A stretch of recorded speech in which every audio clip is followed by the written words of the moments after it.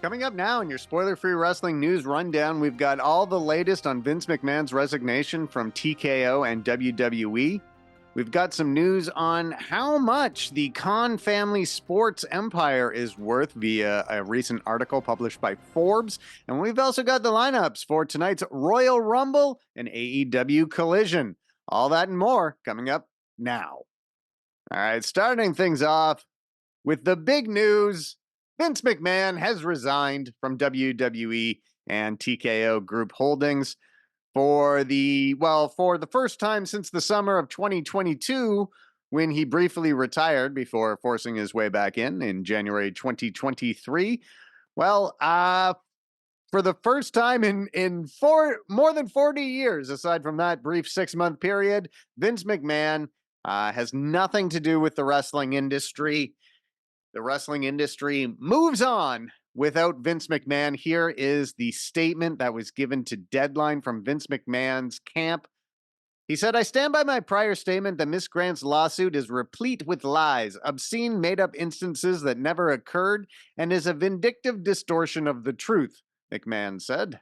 "I intend to vigorously defend myself against the baseless accusations and look forward to clearing my name." However, out of respect for the WWE Universe, the extraordinary TKO business and its board members and shareholders, partners and constituents, and all of the employees and superstars who helped make WWE into the global leader it is today, I have decided to resign from my executive chairmanship in the TKO board of directors effective immediately, the WWE co-founder added. That's what's written in the Deadline article. Vince McMahon is not a co-founder of WWE. He bought the company from his dad. Anyway, that's what's up on Deadline. McMahon's statement announcing his resignation from WWE and the TKO board of directors. Nick Khan also announced the news inside WWE. So there are plenty of articles out there about the reaction to Vince McMahon being gone from the company. Of course, Vince hasn't been around in a long time. It was shortly after the deal with Endeavor closed that McMahon was removed from any decision-making processes regarding the day-to-day operations of WWE. So we do have a statement here that was given to Variety. And in this Variety article, a spokesperson for TKO Group Holdings, the parent company of WWE and UFC, said in a statement, "Mr. McMahon does not control TKO, nor does he oversee the day-to-day operations of WWE. While this matter predates our TKO executive team's tenure at the company, we take Ms. Grant's horrific allegations very seriously and are addressing this matter internally." And that was, they gave that statement to Variety before Vince McMahon formally resigned from his position. Also, yesterday, Slim Jim, a longtime sponsor of at least wrestling, of course, starting with Macho Man's famous ads, they have announced that they are pausing their sponsorship in light of the allegations in the lawsuit launched by Janelle Grant on Thursday. Here is what Slim Jim wrote to Post Wrestling. They said, "Slim Jim values integrity and respect in all of our partnerships. Given the recent disturbing allegations against Vince McMahon, at this time we've decided to pause our promotional activities with WWE. This decision reflects our commitment to our brand values and responsibility to our community. We will continue to monitor this situation, base our future engagements on our values and what's best for our brand." So the gist of that is Slim Jim saying, yeah, we're going to kind of step away from WWE as a result of these allegations against Vince McMahon. So we'll see what the future holds for them as a sponsor. And there have been some other reports out there. I believe it was Sean Ross Sapp tweeted that another major WWE sponsor is continuing or is considering pausing their support for WWE as a result as well.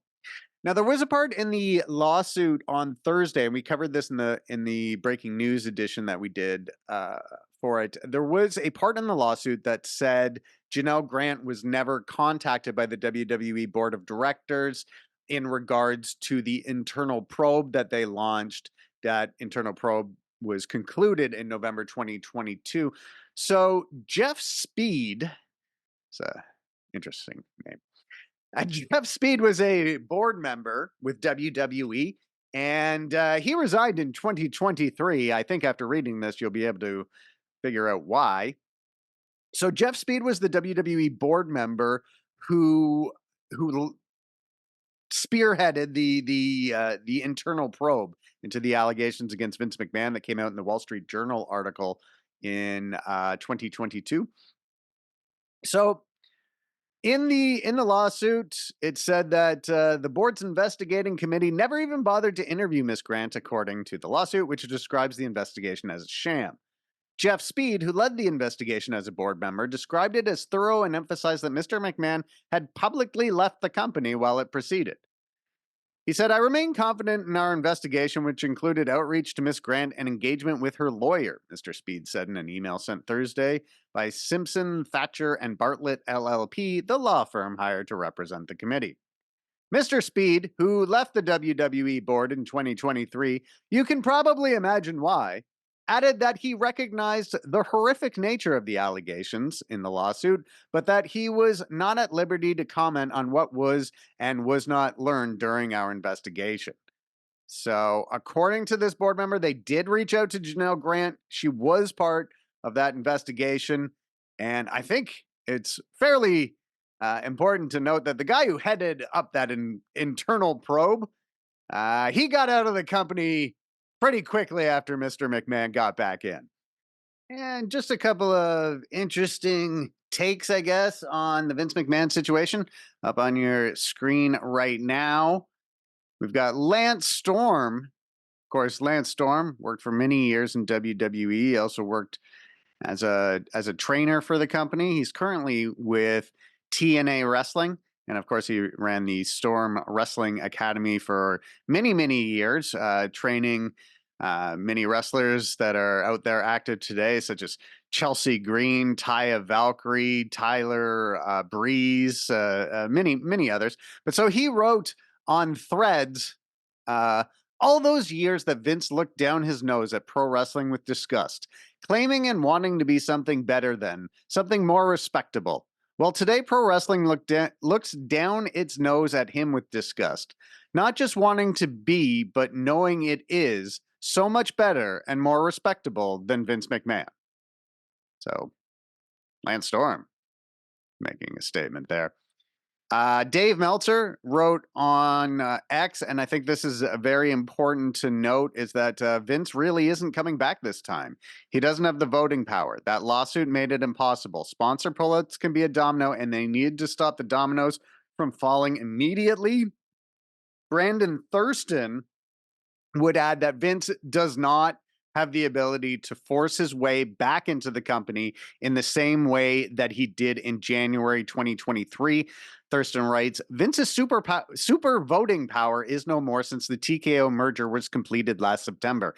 His majority voting power, which was 80% then, allowed him to force his return to WWE in early January 2023. At last count, he holds about 12% of TKO's stock and therefore just 12% of the vote. EDR controls. So Vince McMahon is out. This time it's for realsies. He's not coming back. The 40 plus years that this man had a hold on the wrestling industry is officially over. All right. And in another story, there was an article that came out in Forbes this week that valued all the sports enterprises in the world. And up there was the Khan family empire, of course, led by Shad Khan. The key people listed here in this Forbes article are Shad Khan, owner of the Jaguars, and Tony Khan, CEO and general manager of AEW. So they were valued at $8.25 billion, and that's up 39% from last year. And so, I mean, that's pretty big news. That AEW is owned by the 11th wealthiest sports enterprise in the world, and they keep moving up that list. Of course, the Jaguars have gone up in value. AEW has gone up in value, although there's some debate over if they're making profit or not. But you can tell by the money they're spending that they are definitely they definitely have money coming in. So they are valued the number 11th most the richest 11th richest sports enterprise in the world. I thought that was pretty cool. All right, there's two big shows tonight. Don't sleep on AEW Collision tonight, but of course, it is the Royal Rumble tonight from the Tropicana Field in Tampa. I haven't been able to find much information about how many tickets have been sold to the show, but everything I hear is that they're expecting around 50,000. So we are going to get a good stadium feel show. For tonight, just 4 matches have been announced. Of course, 2 of them are Royal Rumbles, so those will likely go over an hour each. But here is the rundown for the show. We will have the Women's Royal Rumble, of course. And this is just from Wikipedia. These are the wrestlers who have announced that they will be in the match. Bailey, she announced that she will be in the Royal Rumble on the December 15th SmackDown. Nia Jax, Becky Lynch, Bianca Belair, Maxine Dupree, Ivy Nile, Alba Fire, Shotzi, Zelina Vega, and Michin are all going to be in the Women's Royal Rumble match. So plenty of room for surprises there. Plenty of spots still available for that match. Let me go to the Men's Royal Rumble match, and up on your screen, that's just Wikipedia's entry on who has officially declared for the Royal Rumble match. Cody Rhodes, CM Punk, Shinsuke Nakamura, Bobby Lashley, Drew McIntyre, Gunther, Chad Gable, Otis, Akira Tozawa, Kofi Kingston, Damian Priest, Santos Escobar, R-Truth, Carlito, Grayson Waller, Austin Theory, and Jimmy Uso. Wait, so is Jey Uso not declared? Okay, well, so 17 of the 30 entrants have been announced for the Men's Royal Rumble, and just 10 of the 30 entrants been announced for the Women's Royal Rumble. The 2 other matches on the show, we will see Logan Paul defend the United States Championship against Kevin Owens. Maybe Kevin Owens can become the face of the U.S. title again, or whatever that previous gimmick was. And then for the undisputed WWE Universal Championship, Roman Reigns defends his title in a 4-way against Randy Orton, AJ Styles, and LA Knight. All right, so AEW Collision is in Louisiana tonight, and they don't have a lot of tickets out for this show. This could be a sparsely attended show. Only 1,604 tickets distributed to the event as of 2 days ago. And that's according to WrestleTix. That's up on your screen now. I'll get more into this the next time we do a big Zen in the Art of Watching Wrestling with Jeff. But there is a plan to tackle this low attendance in AEW. So I think a lot of what they're looking at is that they're getting small attendances in smaller markets. So maybe moving to more of a plan of just running shows in larger markets to keep those attendances up. And so I think that's going to be their long-term plan. However, AEW can still pull a good crowd when they need to. There is going to be just a little under 16,000 at the AEW Revolution show. Coming up in early March. Of course, that's Sting's last match. So, but anyway, there is going to be a great show on Collision tonight. Up on your screen now is the little graphic that they do. I enjoy these graphics. So whether you're catching this after the Rumble, before you watch the Rumble, or tomorrow, Serena Deeb, who long-term listeners will know is one of my favorite wrestlers, she's going to be in action tonight. Her opponent has not been announced. We will see Shane Taylor Promotions, Shane Taylor and Lee Moriarty take on Jon Moxley and Claudio Castagnoli of the Blackpool Combat Club. Of course, Jon Moxley defeated Shane Taylor in singles action last week. In a proving ground match for the Continental Crown, Eddie Kingston go up against Willie Mack. So if Mack can either defeat Kingston or go to a time limit draw with him, he will earn a shot at the Continental Crown. Mariah May will take on Lady Frost, and I don't know if Tony Storm will be watching. For the AEW International Championship, Orange Cassidy defends against Commander in a match I'm very much looking forward to. Bryan Danielson versus Yuji Nagata. And here's a heck of a main event to go up against the Royal Rumble. It will be a trios escape the cage match. So I believe and I'm sure they'll mention this, but I believe the stipulation is it's the first team with all of their members escaping the cage that win. FTR and Daniel Garcia up against House of Black. And that's going to do it for this video, everyone. Make sure that you are subscribed and you've clicked the notification bell so that you are notified of future videos. Thanks again.